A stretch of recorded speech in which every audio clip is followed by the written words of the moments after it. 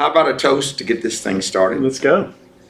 There are tall ships, and there are small ships, and there are wooden ships. They sink. The best ship is a friendship. And to friendship, we shall drink. Salute. Thank you.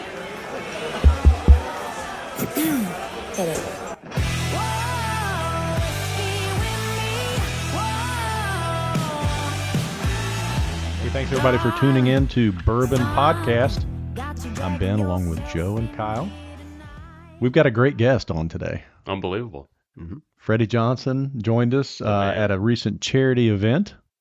But before we do that, of course, it's a little news, a few reviews, and as always, a lot of booze. You know, we sat down with Freddie at the West Virginia Blue Line Canine Association. Freddie was kind enough to come over and help out. When we announced that Freddie was coming to the event, how long did it take to sell out? We had 240 tickets. How long do you think? A week. Yeah, about a week, 2 weeks, I don't know. 2 hours. Wow. Is that right? It sold out in 2 hours. We actually added space after that happened because so many people were calling and messaging on Facebook wanting tickets. So we added space, and those sold out in just a couple more hours after that. Yeah, sold out the event. Now, I mean, I would imagine, you know, Freddie is incredibly popular. You know, he's very charismatic. Everybody knows him. But we're 4 hours away from Louisville and Frankfort, and he could sell out an event in 2 hours like that. It's pretty impressive. Yeah, and that event, I mean, we'll talk more about Freddie, but to have Weller, Blanton's, and Eagle Rare, 6 years ago, that wouldn't have been a big deal. Now, to have that for 200 some people to sip and taste and have Freddie talk everybody through, it was a very neat event. Yeah, almost cool. Independent of Freddie. Freddie's incredible, and we'll talk about that. Yeah, The event was very great cool. event. Well, and healthy pours. I mean, They all three. They scolded me. I said, I was like, I'll help pour because, we were having trouble getting everything out.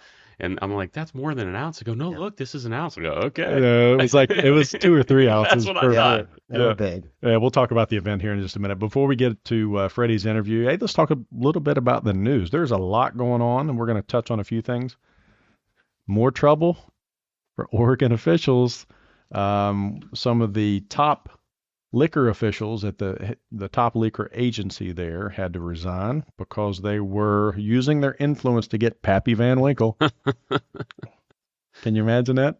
Were they selling it, or were they just? Well, for they themselves? say that, first of all, they paid for everything. There's no allegation that they got anything for free, but apparently they were using their influence with some local stores to hold them in the back for them, and they were paying MSRP and then either drinking them or giving them away as gifts.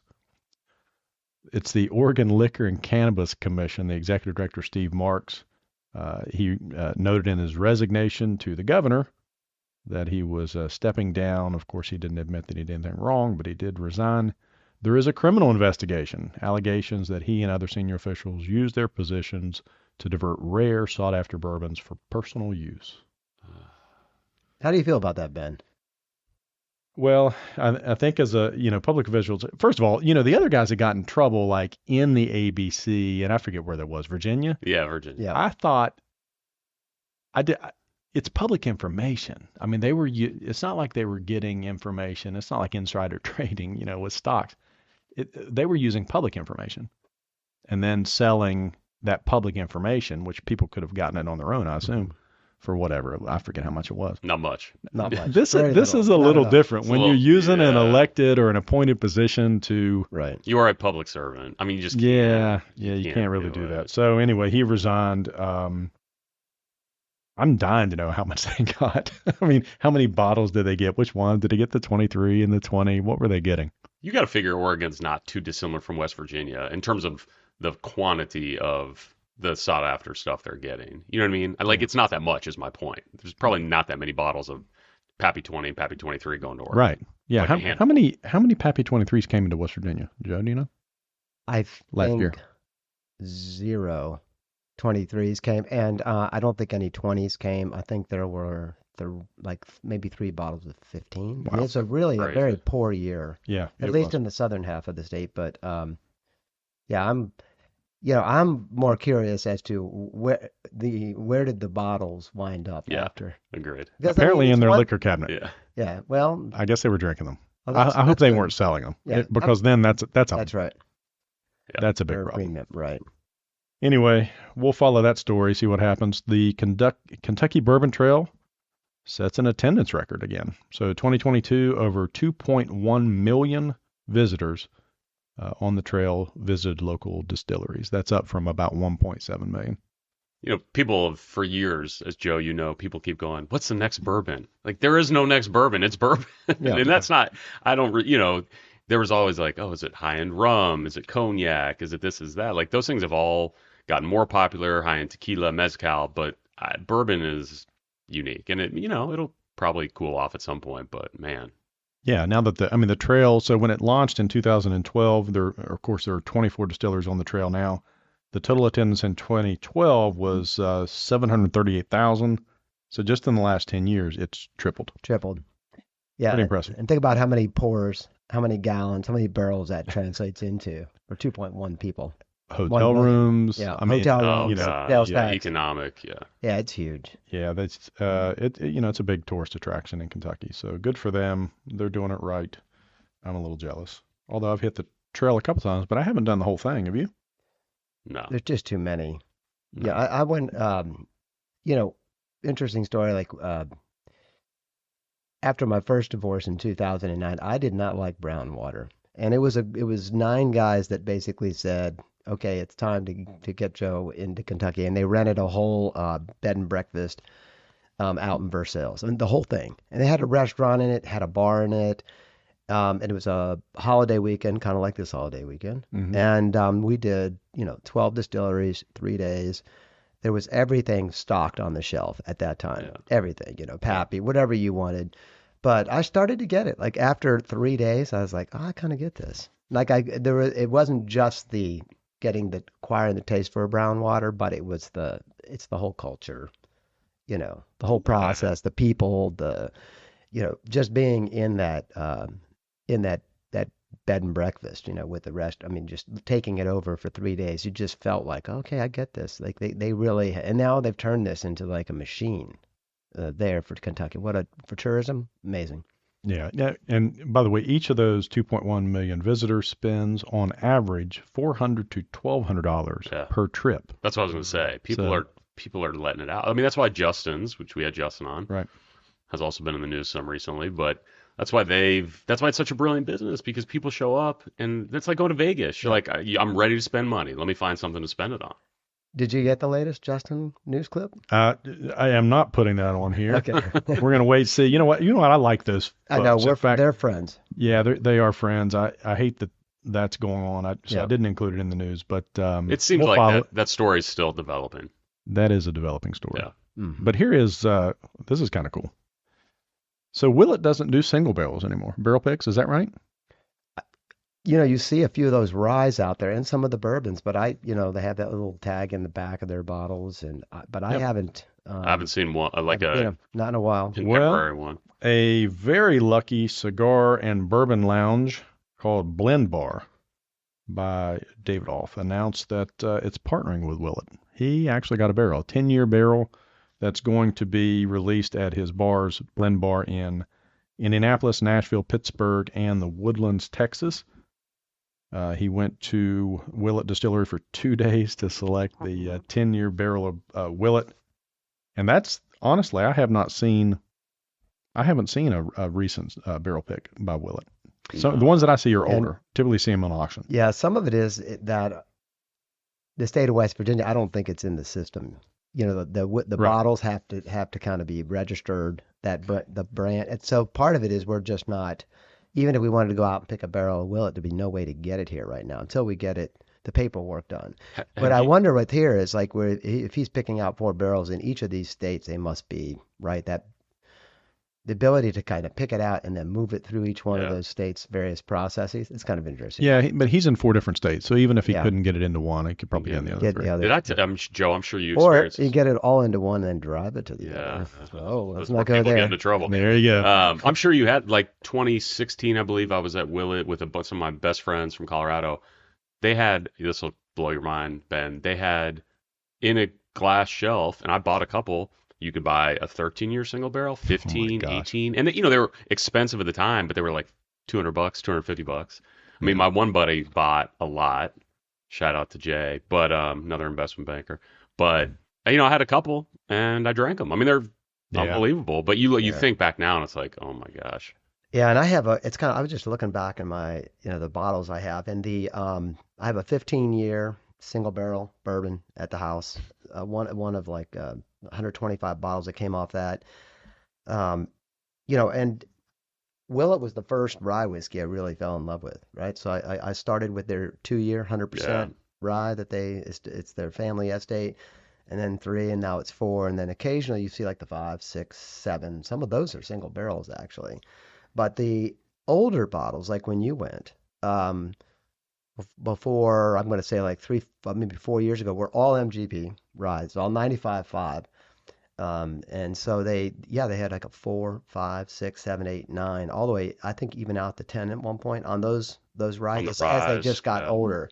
And they were one of those early distilleries that were fortunate to get access to great barrels of MGP and then release them, I need slowly to ask, over the years. My buddy Jay, I think he was the one who bought, there was a super old one, I don't remember if it was 17 or 18, that was like a 40 bottle barrel, a super short barrel. Mm-hmm. And the question is, does he still have that, or I don't know. I got to ask that question. Wow. Yeah.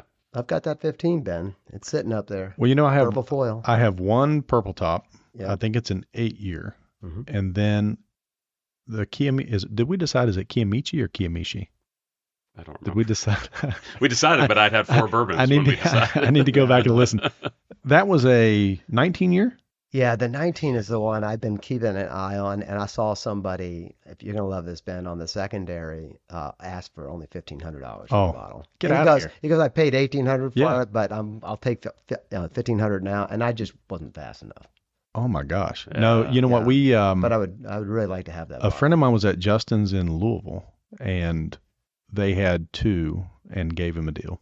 Wow. Gave him a deal. And it was right at MSRP. What's the one we had was an 8-year? 8-year. We did a 5 and an 8, right? And then and the 8 was so good. The 8 was so good. I should have brought that too, because I have that the second half of that bottle. That's great. I left with that. Drink it at your house. Oh man, it's so good. Hey, in other news, actually this is not news. This is just self-promotion.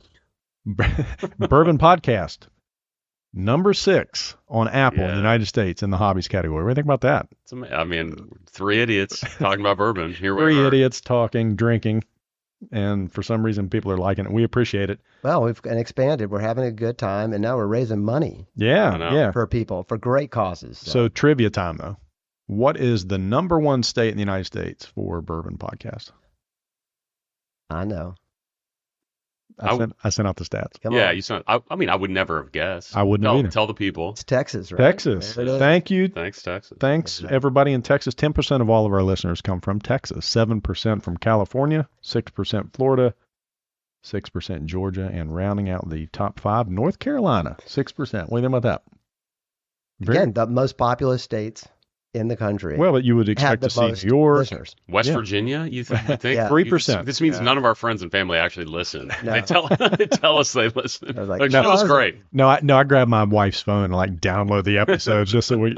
No, it's what we appreciate everybody listening. Be sure to give us a review particularly if you're listening on Apple. Give us a review. Tell us what you think. We need those reviews. Where find us on Instagram? Yeah, you can find us on Instagram, Twitter, Facebook. Facebook's actually been picking up. We've gained a lot of followers on Facebook now. We've got about 30 or 40,000 total social media followers. It's primarily Instagram. We're about 18,000, almost 19,000 on Instagram, and about 12,000 on Facebook. Twitter is slowly coming along. We're on TikTok. If you want to see Joe dance, jump on there. TikTok at Bourbon Podcast. That's right. Dripping into 23. Yeah. Actually, we're not going to have Joe dance. And on Twitter, we've kind of linked the accounts on All Things Bourbon. We have, in that case, there's 4,500 followers there.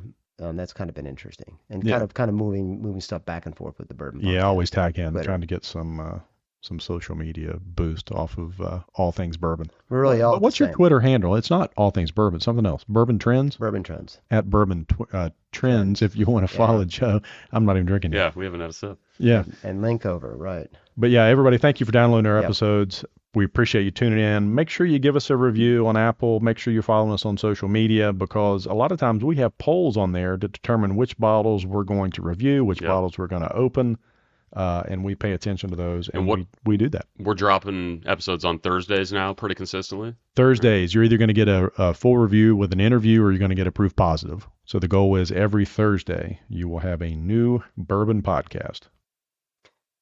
How am I not following Bourbon Podcast? You're not following us? I just kind of pulled it up on Facebook because I was trying to figure out, and part of that is that, my Facebook is such a clean page that I have there. So yeah. Well, thank you, Joe, for following us on Facebook. It worked, Ben. Hey, everybody! Next up, the man, the myth, the legend, Freddie Johnson. We're joined today by Freddie Johnson, third generation Buffalo Trace employee. If you know anything about bourbon, whiskey, you know Freddie Johnson. Freddie is the legendary storyteller. Freddie, thanks for joining us. Dan, thank you so much for letting me be here today. Hey, before we get going, no pressure. We're going to start with a pour, and we've got 2 single barrels for you. Which one would you want to start with? Well, this whole history started with Taylor. So I think we better start with Taylor, since he was kind of like the founding father that got everything going at Buffalo Trace Distillery. All right, so let's do a little pour. We'll sip a little while we talk. I'm dating myself now. You remember when we were kids, they used to call it breaking the seal? Yeah, that's right. You take that bottle and you whack it on the bottle, and the cracker would pop, and you say, yeah, that was a good one. So, and we have people now that are actually smelling the cork before they do a pour. There's another interesting thing that a lot of people don't realize. I'll show you some kind of fun thing. I like to do fun things.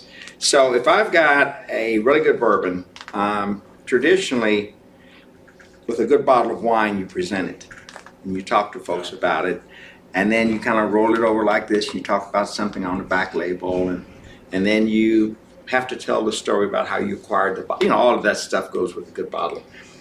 But when a bartender does that, a lot of times you think you get the presentation, and you think you're getting a multiple pour, because you see them and they'll start it, and then maybe they'll chat a little bit, and they'll talk to you a little bit more, and they'll maybe top you off a little bit more. What they're actually very discreetly doing is they're actually rebalancing the solids in the bottle. It's kind of a cool thing. It's so that every pour from that bottle always tastes the same. We're going to share with you, if that's okay. Oh my, that's even better.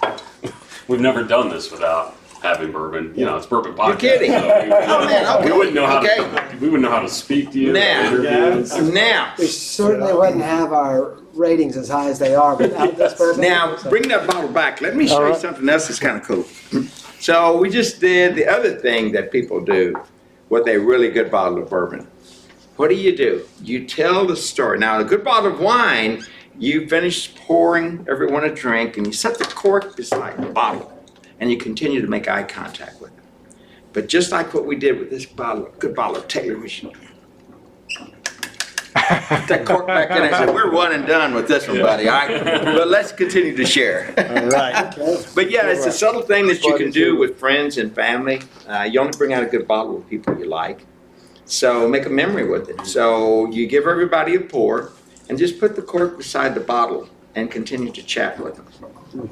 And it's just a subtle message that says, our time together is more important than a whiskey in a bottle. Yeah, I like that. Well, I would say with wine, the thing I love about bourbon is you don't have to finish the bottle. You can, but you can enjoy it another time with the same folks or somebody else. Where wine, you kind of have to enjoy that bottle that time. That evening. And a lot of people mistakenly think that leaving the cork out of a bottle will actually cause it to go bad. The volume of alcohol and the narrow neck on here actually prevents a lot of evaporation. So the time that you would be sitting around sipping with someone and the cork's on the side doesn't seriously affect the whiskey. Oh yeah, very good. So Freddie, you remember some of the things that I've read. When you were age 5, you were running around that distillery. Was that with your grandfather, your father, both? Both. And What's your earliest memory of being at Buffalo Trace? I was actually fishing on the riverbank with my dad and my granddad, and back then you could dump the grain out into the river when you would rinse your fermenters and your cookers out, and the fish would come up in there and feed, so you could actually catch some pretty good fish back there. And so one evening I was bored, fish weren't biting, so I started our little pilgrimage, and the dry house sits right on the bank of the river, and they actually have a trap door that they leave open, and a lot of times it's just to see where the river is in relationship to the lower part of the dry house.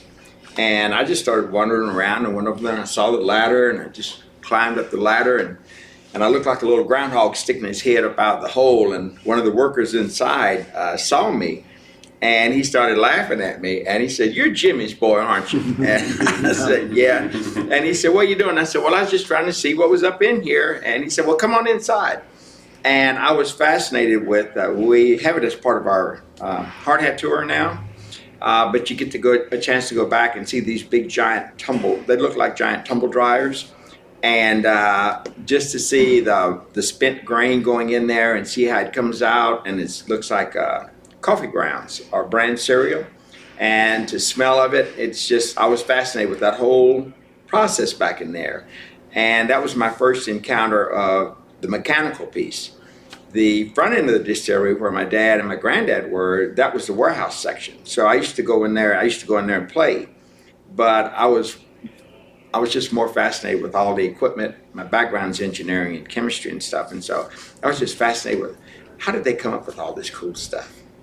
So yeah, that was when I was a kid. All right, and how old were you when you had your first sip of whiskey? I said I was 5 years old. My dad and my granddad had a different view of. There's a lot of things going on in the world today, but I used to sneak behind my dad, and they used to have card parties and stuff like that, and dinners and stuff, and they would sit around and have the drinks, and then it was time to go in for the formal dinner, and they'd have the glasses sitting around there, and I'd say, I wonder what this one is. And I'd take a little sip of that one, and so that was my first encounter, was just with drinks that were kind of like they had left behind. And I remember, I was just getting out of high school. My brother was already in college, and my dad knew that our friends had started to drink a lot. And so my mom did not drink, but my dad said, I want you guys to come with me downstairs, and we're going to have a drink together. And my mom really kind of didn't appreciate what he was doing, and she said, I don't think you should be doing this. And he says, need to do it now, because they've already been exposed to it. He said, I know the boys have been out drinking. And so what he did was he carried us down, and he gave us 2 pours. And he says, okay, now here's a pour. He says, now in one of them, he says, I want you just to take it straight, take a swig of it. And we were like, that's kind of strong. And so he said, okay, now we're going to take the other one. He says, you can have Coke, you can have Pepsi, you can have 7-Up. He said, but put some ice in the glass and just kind of fix it up the way you want it. And take a swig of that one. And quite naturally, it's sweet, it's great, it's cold, and we take a big swig of that one. And we drank more of that one than we did of the other one. And he just looked at me and he smiled, and he says, the reason I want you to do this is it's the same amount of alcohol in both. Yeah. He said, so when you're out with your friends and you're drinking, just because it's good and it's going down, he says the damage is going to be the same once it gets in your system. So he says, you always want you to be aware of that when you're drinking. It's, what you mix it with doesn't matter. The alcohol concentration is the same. And he gave us a $20 bill. And he said, and we were like, okay, this is cool. And he says, I want you to put it in your wallet. And we were like, really? And he says, yep, put it in your wallet. And he says, and I want you to keep it there. And if at any time you're out with your friends and you're riding with them and you don't feel comfortable with how much they've consumed, he said, call a taxi. He says, get as close to home as you can. He says, I will always pay the rest of your way to get you home. He says, but I never want you to feel like you have to be anywhere with somebody dependent upon them to get you home when you don't feel comfortable with the ride. I kept it till I was about 35. And I remember this is no joke, I remember going in my wallet and I saw this crinkled up $20 bill in there. And I'm like, I got my own car now. I can spend this $20. But in hindsight, I wished I'd saved it. But it was just like one of those moments where you realize the message had endured. What'd your dad do at Buffalo Trace? What was his job? My dad was a warehouse manager at Buffalo Trace, and so was my grandfather. So granddad had become the first manager of warehouses for a major distillery, and he was in charge of 250,000 barrels of whiskey on paper ledgers. It was crazy. And then my dad followed in his footsteps, and he had hooked up with Elmer T. Lee. Elmer and Dad were in the Air Corps together. Dad was a civil engineer. He made landing strips on remote islands. Elmer was a bombardier. Elmer's planes landed on Dad's landing strips during the war. In World War II. Oh, yeah. So it was kind of crazy. And, they say all kinds of things come out over a good pour of whiskey. And we were at Mark Brown, our president and CEO, had what we used to call them stag dinners. And we were in there just sitting around laughing and talking and sipping. And something was mentioned about the war. And they started talking about where they had been during the war and what was going on. And that was when they realized Dad was making the landing strips that Elmer's planes were landing on during the war. So bourbon creates memories. How did your grandfather and father both worked in the industry for Buffalo Trace? Was it something you wanted to do? You didn't do that initially, you obviously do now, but you had a whole career before that. How did that all unfold?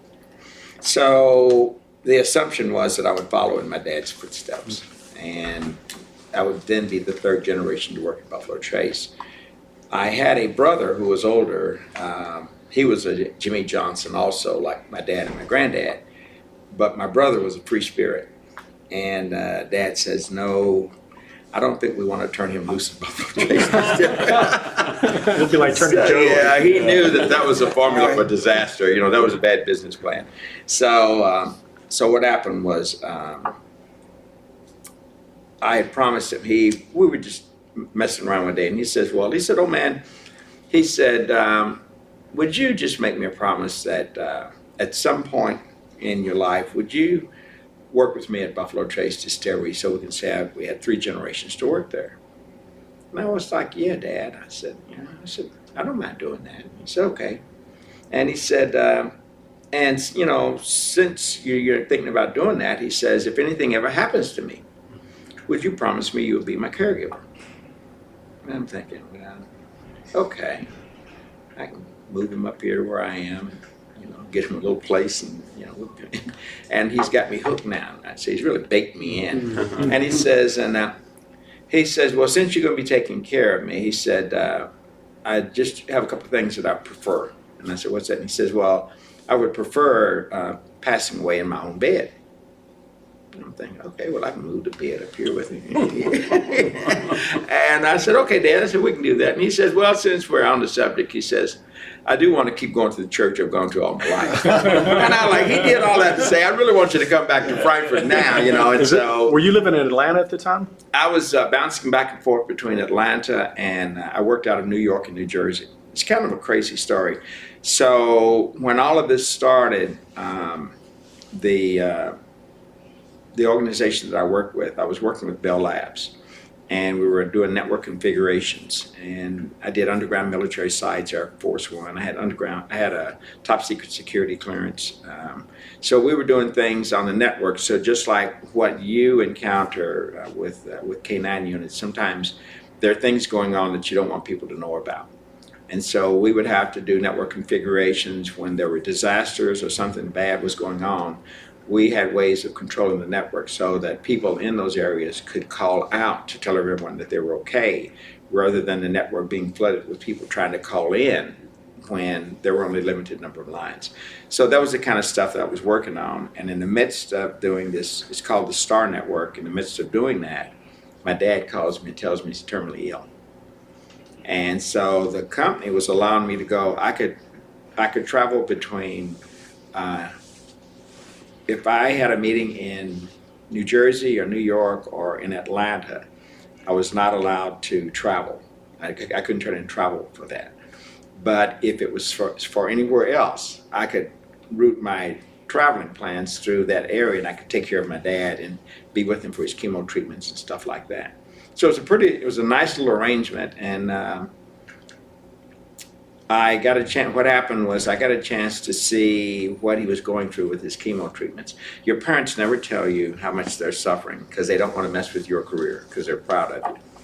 And one of my business trips got canceled, and I said, Dad, I get to spend the weekend with you. And he said, well, that's great, son, that's good.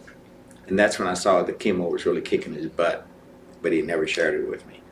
So I said, I'm coming home. And I'll tell you, of all the gifts I've ever given my dad, just keeping a promise and coming home to him meant more to him than anything else I've ever given him. So that started that sequence of me working with him at the distillery. I was there helping him when he rolled out the 6 millionth barrel, and that was something he wanted to live long enough to do. The crazy part about all of this is we're out on the farm. Somebody comes by and they said, have you seen what's going on up in New York? And we're like, no. They said, y'all need to go in there and turn on TV. So we go in, we turn on the TV, the planes are flying into the World Trade Center, and my dad and I have a meltdown. So what was going on was, when I was in New York, my commute from New Jersey into New York, it's called the Path. You take it out of Hoboken, New Jersey, it goes underneath the Hudson River, terminates in the World Trade Center, and from there you catch your subway down to where you're going. Well, my commute into New York put me underneath the World Trade Center when the planes hit the building. So had I not kept a promise to my own father to take care of him, he in turn actually took care of me. So I'm alive today because of a promise. And I tell folks all the time, we do it at Buffalo Trace. They're called coulds and shoulds in life. And there are things that you could do, and there are things that you should do. And usually, the unit that you guys are involved in, that's the coulds and shoulds. You know there are things that you could do, but sometimes something tells you what you should do, and those should do's probably have saved a lot of lives. Fred, we're here on the Blue Line K9 fundraiser dinner. I know a lot of what you do is fundraising dinners and a lot of speaking events. You've become one of the most recognized faces and recognized names in the bourbon industry. What do you think your dad would say? You kept that promise, and now anyone in the industry knows you. Well, and here I am with you guys. So I guess the one thing that my dad would probably say, son, don't screw up. They know who you are. So you're here with us. I'm like, I'm sorry. We're sorry for your loss. They already know who you are, son. Don't mess up. So how do you? So when you're at home and you pour yourself a glass, how do you drink it? Neat, ice? Oh man, it varies. I try to get people to understand, don't get caught up in drinking your bourbon one way. And a lot of times it just depends on my mood. There's sometimes when you just feel good and you just want to have something that's refreshing. And I used to talk to Elmer T. Lee about it. Elmer's wife used to make me cookies when I was a kid. But I would reflect on him, and a lot of times Elmer would have his bourbon with 7-Up or ginger ale or something like that. And I'm thinking, here's a master distiller, and you think they always drink it like, and he's like, no. He said, sometimes you just want something that's a little bit light and refreshing. And so that's what I do, is I'll mix them up. And I'll just have different mixers that I'll do with different bourbons. And it makes it easier when you talk to folks, like when you have groups like we're going to be spending time with, because it lets them know that they don't just have to drink it neat to appreciate what's in the bottle. We started with a Colonel Taylor. Mm-hmm. you said it was the right thing to do to pick this bottle. Is there a Buffalo Trace bourbon or product that you find is your favorite or your go-to after a long day? Oh gosh. So a lot of people never understood Buffalo Trace. And when it came out, it's a small batch bourbon. It's a tremendous bourbon. It lends itself nicely to be enjoyed on the rocks. You can drink it neat. You can mix it with things. So it's one of those that it's a good all-around. That's why it's the flagship bourbon. It wins a lot of awards. So that's just like if I want to come in and have a quick bourbon, I'll do it with my Buffalo Trace. If I'm sitting around and I want to sip, I'm going to go to Eagle Rare. Okay. If I'm wanting something that's a little bit fruity and sweet, I'm going to go with Weller. So my two favorite, besides the flagship Buffalo Trace, is my 10-year-old Eagle Rare and my Weller 12. Mm-hmm. And I'm just a happy camper. So if you look at the Weller lineup, do you prefer the 12 over the others? The CYPB, the single barrel, the 107? Oh, yeah. 12 is, a lot of people say that. What do you think it is about the 12 that makes it preferable? Even though some of the others, I mean, on the secondary market, that's a whole other conversation. But on the secondary market, CYPB and the single barrel go for more. But if you look at the 12 and talk to the folks in the industry, they seem to prefer it. Okay, so CYPB was like a unicorn, and it started off as an experiment, and it was craft your perfect bourbon is what CYPB stands for. But it's wheated bourbon that came from the top floors of the warehouse for like about 8 years up there, and it has a lot of heat in it. That's not my preferred way of enjoying wheated bourbons. So, I mean, everybody has their choice. But you talk to a lot of people that get them, but they don't drink them. That's the Right. That's the problem. Yeah, that's the problem. So I get them to enjoy, and I want something that if I share it with someone, they can also enjoy and appreciate what it is. So the cool part about when you start talking 9 years and older, you're now down in the lower part of the warehouse. The temperature is a lot cooler, and its influence is greater by the barometric pressure, the weather, than it is on temperature fluctuations. So it's like marinating a piece of meat. So you get a smoother transition through the char. It lingers beyond the char for an extended period of time, and it gives the alcohol molecules a chance to break down the sugars and the saps and rosins in the fibers of the wood, but you're doing it without heat. So that's why I use the example of a good marinated piece of meat is you can cut into it, and no matter how you cut it, you still get these settling flavors that linger nicely.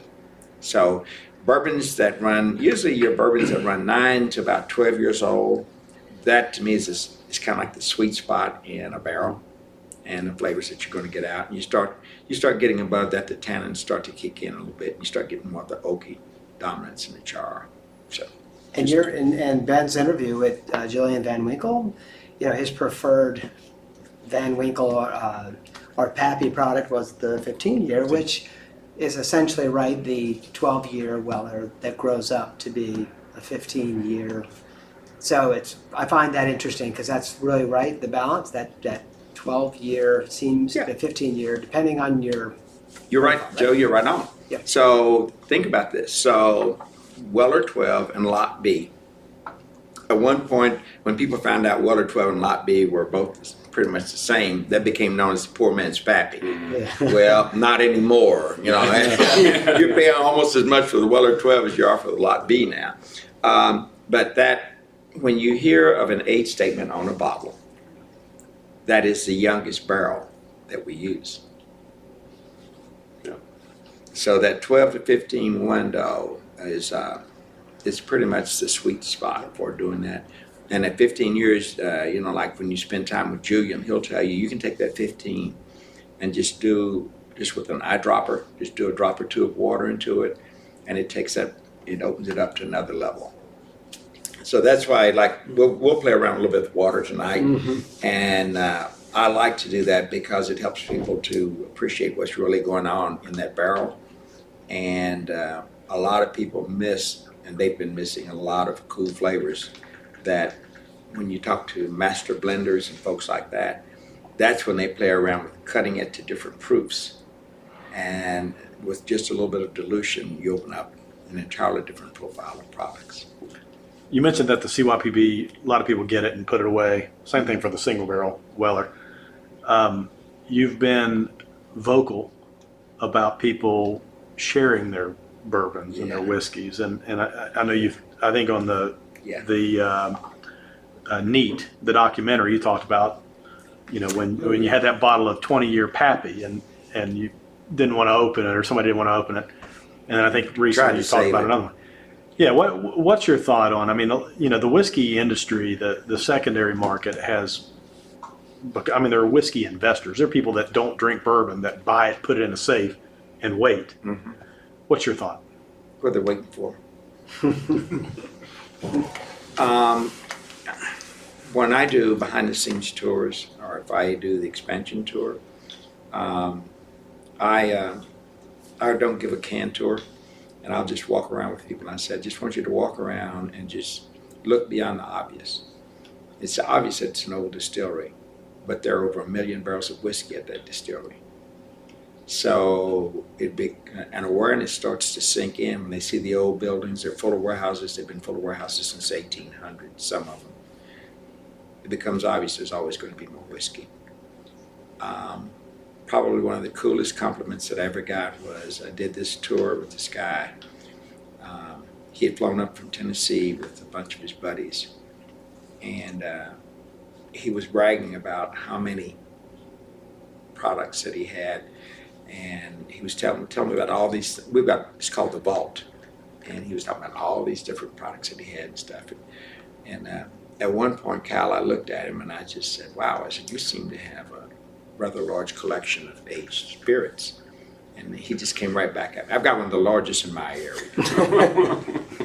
And so, sometimes, Ben, words come to your mouth, you don't even know where they came from. I've been there. All right. And sometimes you wish you could take them back when they're out there, right? And just out of nowhere, I said, wow, I'm just curious, how many of them have you shared with your friends here? That guy looked through me. He didn't look at me. It was like, oh boy, you have gone in the wrong lane now, And he just looked, and his wife smiled at me and winked. And his buddies just kind of gave me that look, and I'm like, oh crap. And so I said, sir, I don't mean to be disrespectful to you. I said, but you thought enough of them to fly them up here on your private jet. I said, and to show them around the distillery. And I said, but I learned through my dad that you actually create a better relationship with folks when you have something that you prize and you share it, because they really know how much it means to you. He never spoke to me anymore. All right, so Joe never said anything to me the rest of the tour, but he had this weird look in his face. He just, and I'm like, what have I done here? About 3 months later, I get one of the nicest letters back from this guy. Now, at the time, I didn't know it was him. So I'm upstairs, and somebody says, Freddie, there's a letter down here for you. And I'm like, oh, really? And they said, yeah. And they said, you want us to bring this up? And I said, well, who's it from? Well, they said this guy's name, and I'm like, oh, crap. And I had thought that what he had done was he had CC'd me on a letter that he had written to Mark Brown, our president, about I had crossed the line with what I'd said to him. It was one of the nicest letters I've ever received. And it started off by saying, Freddie, I'm writing to thank you. He says, I had never even thought about what I had been doing to my friends by taking them down and showing them this vast collection of bourbons and whiskey that I had accumulated. He said, never thought about what I was doing to them, because I would show it to them and then we'd just go on off. He said, I never even give him pour some of that stuff. And he said, what happened was my son came home from college with 2 of his buddies. And he says, and what you said, it just continued to resonate with me. He says, they were bourbon geeks, and he wanted me to show them my collection. He said, I took them downstairs, showed them the collection. They were blown away. And he says, but I remembered what you said. And so he said, I reached down in my cabinet and I got one of my old bottles out. And my son just looked at me. And he put in parentheses, mind you, not one of my very best. But he said, I pulled the bottle out, he says, and I gave it to my son. And I told my son, would he mind opening it and pouring us all a drink? He said, my son just looked at me. He said he could not believe what I was doing. He says, we did the drink. And he says, the reason I'm writing you is, he says, after we were done, it was the first time since my son was a kid that he publicly hugged me. He says, thank you. So that's why I tell people all the time, we touch lives every day, and with just a pour from a special bottle, we can create a memory moment that will last a lifetime. And it will certainly last a lot longer than the whiskey in the bottle, because it has a lot more meaning. But anyway, that's just me. Pretty deep. I mean, I have a question, but I don't know. Yeah. I was going to say before the question, which is in the sharing moment, maybe this is the opportunity, Ben, to open the We need to open that Weller single barrel, I and think. share and try that. I Absolutely. think this is the time, and then launch it. Yeah, do you want to open it, Freddie, or we can? You want to open it?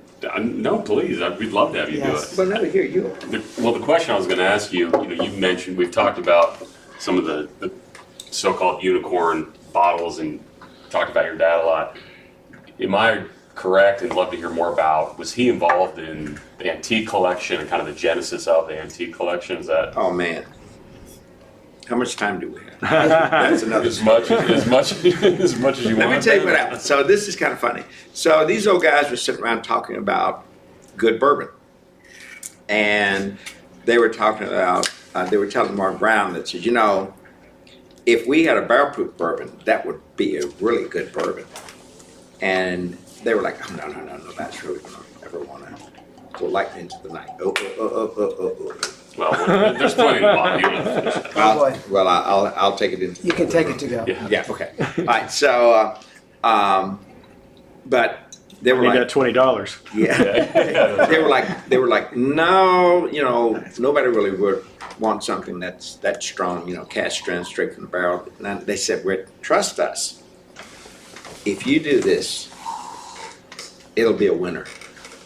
And so they said, okay, well, let's give this thing a try. So we called them the Magnificent Seven. And it was Mark, Ronnie Edens, Leonard Riddle, Dad, Elmer Chile, and there were a couple more guys there. I think Gary Gehart was the master distiller after Harlan, before Harlan, and Harlan may have been there. But anyway, they walk into the room, and I think they had 14 pours at each setting. And my dad looked at Elmer, and he said, Elmer, he said, this is one evening we're going to have to spit these suckers out. Because they had so many, they knew if they tried to go through all of them in barrel proof, they would be wasted. What they did, though, was fascinating. If you could have seen what they did, they just went through and they culled them. They nosed them first. And the ones that the nose didn't even nose like they wanted, they set that one aside. They didn't even bother with it. And then they kept calling them out, and they would do this thing with the water and some other stuff. And it ended up, they all had one glass in front of them. 7 guys. And they all chose the same barrel. And that became George T. Stagg Antique. Great It story. became one of the most award-winning bourbons It's in the amazing. world. Yeah, it's the most incredible bourbon. And then the others followed after that with the William LaRue Weller and the Saz 18 and all those. But it started with that George T. Stagg barrel proof. And maybe we can get your thoughts on this, because I was looking at the Weller single barrel. Unlike the Weller full proof, even the ones that are done as private selections, which are 115, this is at 97. 114. Foolproof is 114, sorry. Yes, sir. And so this would be. Thank you for correcting him, by the way. 90 It's like my dream. Every episode. Joe knows a lot Well, about it. especially on something technical. It's Yeah, even- yeah. But 97 proof, which is very interesting here, right? So I'd be curious to see what you think on this. First off, I always love the nose on the Weller products because they're just fruity, and it's like you know how you can what do they call it, caramelize your fruits. You kind of like it, so you got that little sugary kind of a sweet coating that goes on them, and it's there, and so you get the sweetness, and then you get the fruitiness, and it just kind of dances, and something. We'll talk about more of this when we have the dinner. Because I've been watching it with the Glencairn glass. Watch this. This is so kooky. If you do one side of your nose and then do the other side, you'll notice you're smelling things on one side that you don't smell on the other side. And that's just us just sitting here very casually doing this without being like the formal thing that we're going to do. But you swirl it around and you do that, and you go like, well, I'd be dipped.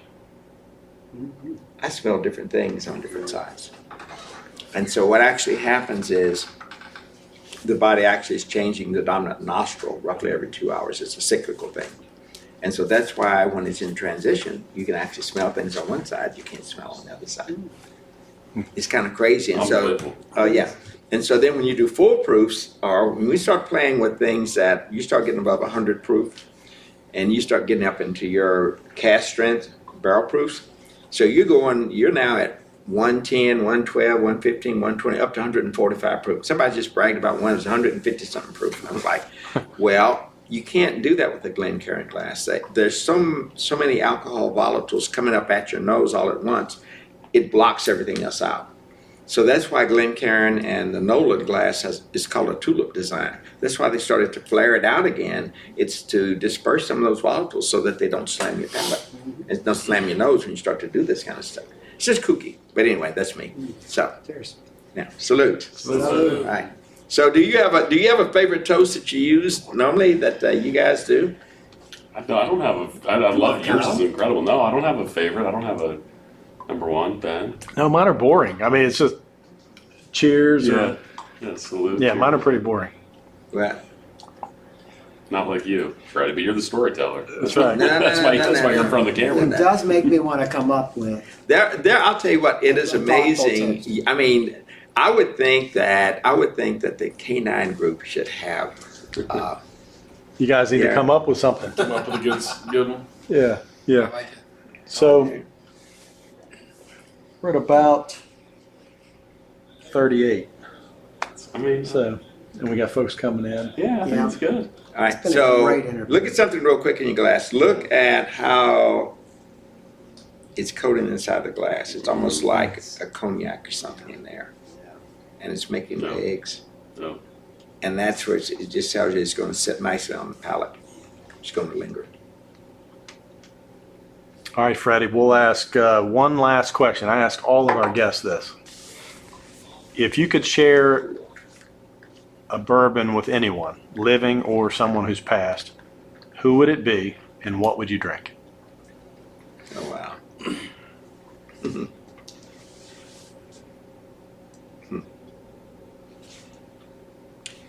Well, I would love to relive a moment with my dad.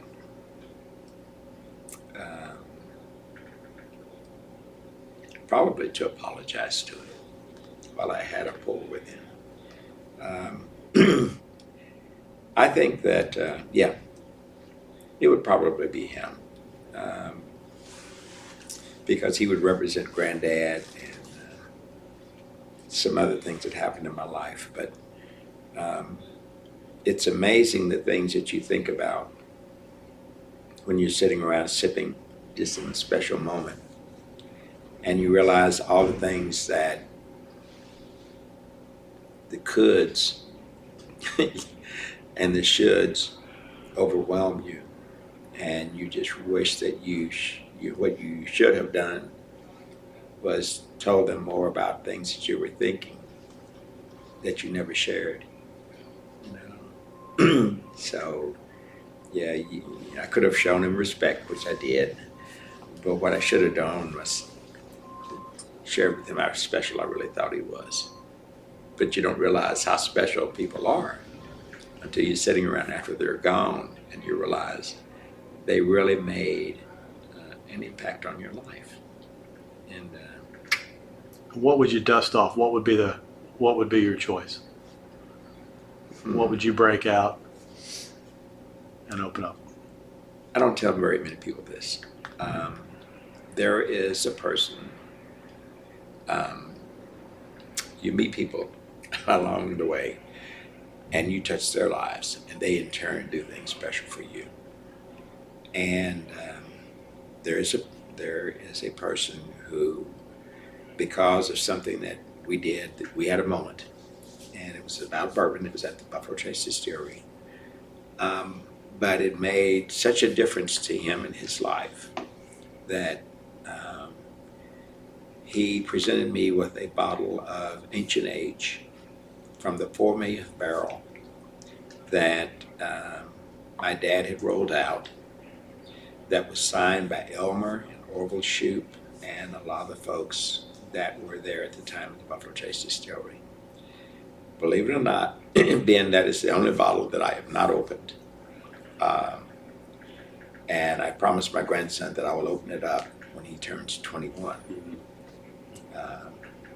But I have some, but that is to me, that is the ultimate bottle, and it's not even a pappy, it's not anything like that. But it's a bottle of ancient age, but it's from the 4 millionth. And will your grandson be the 4th generation at Buffalo Trace? Well, I've already started working on him. So, yeah, Osiris has. So, Dad passed away after the 6 millionth barrel, which I was with him on that one. And then the 7 millionth came along, and so we got Osiris out of school, which was fun with the teacher. Can I get my grandson out of school to roll some whiskey barrels? So, anyway, Osiris helped me with the 7 millionth barrel. And this past fall, we rolled out the 8 millionth barrel, and we got him back out of school, and he helped me roll the 8 millionth barrel. So I do him like my dad did me. I don't make him come down there, but sometimes he'll say, "Hey, Papa, can we go down and just kind of roll around some barrels and stuff like that?" So he's a pretty smart kid. He's part of what they call the Einstein group and for Breathitt County. And they are academic achievers. So he sits in this group of select kids. He's been there for I guess the last 4 or 5 years now. So he's still in high school, but he's already taking college courses. So he's getting credits in college right now.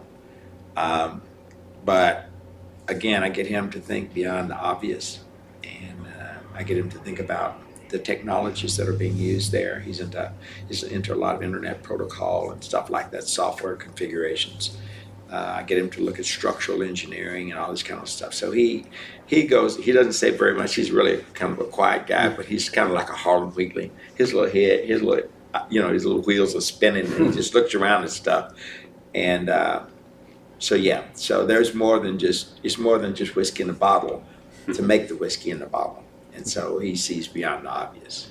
Freddie, we hope to have him on the podcast one day. Absolutely. Thank you so much for. Thank you. It's an absolute honor to have you on, and it's an absolute honor to have you here, supporting the Blue Line Canine group and all the great things they do. Thank you so much for coming on.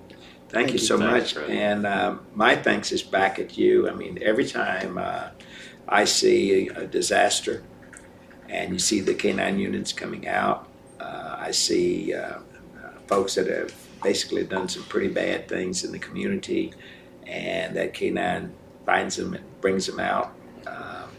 Those are folks that thought that they could get away. Those are folks that they're beyond having moral responsibility. And it's nice to know that you take the time to do that, because I know that requires a different discipline. Yeah, it's a great It's a cool group, thing. great group of guys. Yeah. Great group of guys. We appreciate them so much. Thank you, Freddie. Thank you. Thank you, Freddie. We can't thank Freddie Johnson enough for coming on, not just doing the podcast, but for his participation in the West Virginia Thin Blue Line Canine Association event like I said, we announced Freddie was coming in. We sold out in a couple hours. Actually had to add tables and sold those out in just a few more hours. It was by far the biggest event that the Canine Association ever had. They use that money to buy bulletproof vests for their police canine dogs. Yep. So it was a great event. Freddie is an entertainer. Freddie is, I mean, he's a legend. If you know anything about bourbon, you know Freddie, you know his story, third generation Buffalo Trace employee, but just so personable, just such a nice guy. He was going up to everyone, just talking, and, I was trying to make sure that he had food. Yeah. You're worried about, he drove all this way for this event. He was there for hours and hours. And I couldn't even pull him away from talking to people just to get him to eat. He started, I don't know if you saw at the end of the night, people were bringing over empty bottles of like the Eagle Rare that we had tasted and having him sign them, and which was great. But he's just an unbelievable sweetheart. I mean, he is incredible storyteller, like world-class storyteller, and just such a kind, interesting man. Yeah. A wealth of knowledge. Oh my gosh. The one question I wanted to ask him we didn't get to is, why does he keep doing it? He clearly loves it, right? He had a whole very high-end career before bourbon, and he's 75 years old. Like, I seriously doubt he's doing this for the paycheck at this point, but he just is such an incredible, guy to be talking about Buffalo Trace. I think Ben, nailed it with the, final question of the podcast. And I think that just, that said it all in terms of, who he would, if he could drink with anyone, who would that, open a bottle of bourbon, what would it be? And who would it be with? And I think that to me was really special. He almost cried. I almost cried. It was like, gosh, dang. It was one of those interviews that's going to be hard to top. I mean, we've had some great guests. I mean, Julian Van Winkle, David Coors, our very first interview with David Coors, the Coors family. But, if you look at these guys that have been in the industry, and our Coors, the whiskey part is relatively new, but he's been around this. But they're just humble. They're nice. They're just good people. You would never expect, and I'd met Coors at your house once before, Kyle, and we were around a campfire, and I showed up late and introduced myself. I was like, and he said, David Coors. I was like the beer Coors? Yeah. And here we are just sitting there drinking beer, around a campfire. But that's me. And that's the way Freddie is too. I mean, he's just he's so humble. He's so nice. He puts everyone else in the room first. He's a wealth of knowledge and information and just a great entertainer. I mean, he is, everybody there just loved him. Absolutely loved him. You know what's interesting? So Freddie and Julian, all these guys, Freddie Russell, all these guys and Jimmy Russell who've been around, they were all in this before. They're now celebrities. Right. They're legit celebrities, especially in the world of bourbon, but they were all around before that. What's going to be interesting is like the next generation that kind of comes up being more celebrities. Are they, does it maintain that humble nature to these folks when, if that's all the whole time, that's different than, hey, I remember when no one cared who we were and we were just trying to put out good product. Yeah, that will be interesting to see. But, Coors, it's not like he came from a very established and just a salt of the earth, great guy. It will be interesting to see, how Preston Van Winkle handles things and, when he's guys like that when he's out there. But, the folks that I know him talk about what a great guy he is. I ran into somebody the other day and we were talking about the podcast, and we actually cracked a 1973 Makers for a buddy's 50th birthday the other night. And just so happens this other guy was born in 73 also. So we all sat there and drank this Makers, and he was like, my fraternity brother's he's a bourbon guy. I was like, oh, really? What's his name? Preston Van Winkle? I was like, get out of here. That is not true. He's like, yeah, we live like a half a mile from one another. Yeah, a great guy, I was like, okay, whatever. All right. A bourbon guy. That's an interesting. He's a bourbon guy. Yeah. So anyway, Freddie was, in addition to helping us raise a lot of money for the Blue Line Canine Association, people getting to meet him and do the autographs. But that's one of the questions that we asked was, he came back to the distillery. He had a great career in New York and Atlanta and elsewhere, and came back to the distillery to fulfill a promise that he made his father, that he would actually work there and also to take care of his dad. And then I asked him, what would your dad think now? I mean, your name is synonymous with Buffalo, not just Buffalo Trace, but bourbon. I mean, they love the story. It was in a documentary, Neat, and he said, just don't screw it up.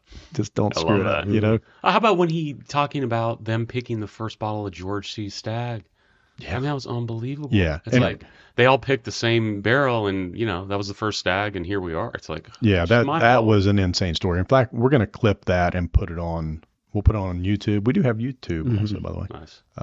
And Instagram. We'll put it out there on Facebook. Make sure that people can watch. Because when he tells the story, I mean, listen to it's one thing, but you want to see it. I mean, just the passion, that he brings, and especially that last question about, who would you have a drink with and what would you drink? Oh, and what would you drink? And that was just, you were expecting him maybe to his father or his grandfather, but you weren't expecting, a particular bottle that was signed, and it was nothing spectacular, right? And I won't even give it up. You'll have to listen to the podcast, but it was a very unspectacular bottle but it had a meaning. The bottle had a meaning. In the High Rye family, and it had a huge meaning. It was signed and had a meaning between him and his father, and it was also, I think that's one of his preferred recipes, at Buffalo Trace. But so when we ask that question, I ask it for a very specific reason. People can either go with, to have that drink, someone you've never met. I mean, you could pick anyone. I want to sit down with George Washington, have a bourbon. You could pick anybody, or you go with someone that really means. And so far, every time we've asked, it's somebody they know. Yeah. It's a dad or a granddad or someone who's passed away. Yeah, right? And usually it's somebody that's gone. Yeah, and it's how he answered it too. It's like it's the things that I would have said. Oh yeah. I should have said. I could have said to my father. Yeah. Over that precious bottle. Well, it tied into his whole ethos about opening those bottles, drinking those bottles. It was great. Joe was getting so uncomfortable sitting next to me. And he kept twitching, looking at me, knowing how many unaopened bottles he has in his house. He was feeling worse by the minute. And I could tell because Freddie kept using my name first. Now Joe. How does he know? Drink. And I was like, oh no. But no, now that's really kind of made me think long and hard about the. There are two types of people that you bring over. You have people that come over because a friend wants them to see what you have, and you're going through that with that friend. But the story told about his son. Yeah. The bottle of whiskey that he opened. It wasn't his son. It was someone who visited. Who had a massive collection in whatever state he was in, Tennessee or wherever. But that actually kind of shook me up a little bit, and I started to think about it is. It's not just that it's time to open, those bottles, it's time to share them. So when those moments do present themselves in the future, I don't think I'm going to hesitate anymore. Take advantage. There's too many of them, and they're so good, and there's no need to not share them. And because what he's saying essentially is you will create memories you don't even realize you're creating by simply opening and sharing that one special bottle. Kyle, I think we've got an in. We're heading to Joe's. We're going to crack some great. You don't have to tie me up anymore and go. That's our whole master plan. Tie Joe up in the corner. Take the bottles. Thank you, Freddie. The last thing I'll say, that was not on camera, the tasting he conducted was really impressive. Yeah. Oh, yeah. And he's such a pro because, that crowd had been there a while and no one had really had dinner. People had started enjoying cocktails. And, it wasn't, you couldn't do an hour-long tasting. But he's such a pro that he did it well. But you could tell he's like, okay, I'm going to move this along pretty rapid pace, like get the information out there. But just the way he had everyone do it, and with the water, I was like, well, this is really cool. Well, and then the science of let's use both nostrils, right? Yeah. Left, right. Yeah. They're just little things that you think you've seen it all, right? Yeah. You tasted it all, and then you realize he's a person of substance. And he really is. It's not just like a storyteller or part of their fabric and their history, but he's truly the real deal. He's the whole product. And the fact that he's actually identified a family member to take his place at some point, the nephew, as he put it, the nephew that's already, is maybe in grade school, but he has this bent towards science and computer technology, and inviting him to run around in the like he used to do as a kid. So that's just I tell you, that's a story that's just going to keep going. And I don't know whether these new up and coming distilleries they have the same story. Not yet, anyways. I mean, this is really special. Buffalo Trace is it's now become truly like a trademark and a historic, place that every American probably needs to just go visit once in their lifetime. Because there's stories to be told, and there's a history there that you will find nowhere in the world. Yeah. And if you're lucky, maybe Freddie will give you the tour. That's right. Yeah. He's still doing the tours. I think he said he does 3 per day. Jesus, I didn't catch that. 3 per day. Is that right? Yeah, we were talking. It was off camera. And Wow. I asked him, how many do you do? And he said, yeah, as many as I can. About 3 a day, Wow. which is pretty impressive. Yeah. And when we did the interview, we had 4 additional people in the room that just, they were police officers, they were friends that would just wanted to kind of tune in and kind of see what we do, how we do it. They came early before the actual fundraiser started, and they were just blown away. Yeah. So Not by us, but by Clearly. by him. We didn't have to talk a lot. We They were- just had to ask the right questions. they were underwhelmed by us. And Ben, without realizing, brought 2 really nice bottles to share, and as we were kind of rolling through that whole interview with him, and they were actually, without even knowing it, perfect selection. Yeah, they were. Well, maybe you knew, but I mean they I were did not. perfect. No, well, I wanted 2 single barrels, so we brought a E.H. Taylor single barrel and then a Weller single barrel. Now, what I should have brought was an Elmer T. Lee, because his store, but that would have been too easy, right? Yeah, he yeah. would have picked the Elmer T. Lee. Yeah. But what did he do? He rifles through and he goes, I'm going to do, he had a choice to pick the 2, and he said, I'm going to pick the right one, the one that is the right choice, not the choice that I would make. He's a weeded bourbon guy. So This is let's what- go with the Colonel Taylor, because Yeah. this is where it was all started and founded. Yeah. And that's a great bottle. Yeah. But I got to tell you, I was blown away by the Weller single barrel. Yeah. Yeah. It, was It had yeah. been a while since I had Oh. it. I think I'd only had a couple pours before, maybe over at Hill House or something. And what did he say was his absolute favorite, bottle? Weller 12. Weller 12. Oh, 12. Weller 12. And you happen to bring the single barrel, which is probably closer to like 8 or 9 years of age, but it's a little higher proof, and it's not at 114 like the full proof. But it was a sweet spot for him, It's, yeah. and I think he really enjoyed it. We get that a lot on the Weller 12. People in the industry seem to prefer, and if you read Pappyland, they talk about Julian Van Winkle walking around with Weller 12 in his flask. Yeah. That was, Yeah. and even though he didn't say that in the interview that we did, Weller 12 was one of his favorites as well. Yeah, it just reminds me to just stock up on that, even at some of the higher values. It's just a beautiful whiskey, and I need to be drinking that a lot. Fun fact, we talked about Texas earlier. For whatever reason, Weller is so available, and Weller 12 in Texas is like no big deal. It's almost like any decent restaurant you go to has Weller 12, and it's, $16 or whatever. It's crazy. Right, exactly. Which anywhere else in the world, you're like, Joe's going to blown rent a away. U-Haul. Yeah, Head to seriously, Texas. it's crazy. Weller is massive in Texas. I don't Yeah. know why. Yeah, but then if you take other Buffalo Trace product, it's weird the way they do it, right? Yeah. Like certain lines are abundant in certain states. Like Blanton's will show up more in one state than the other, etc. Yeah. But you're right. Weller 12, for whatever reason, there are a few targeted states that seem to get a lot. West Virginia's not one of those. No, well, we'll look for it next time I'm in Texas. But thanks everybody for tuning in. Thanks, Freddie Johnson. Make sure you give us a review on Apple and follow us on Instagram, Facebook, Twitter, and watch Kyle dance on TikTok. That's right. Thanks, everyone.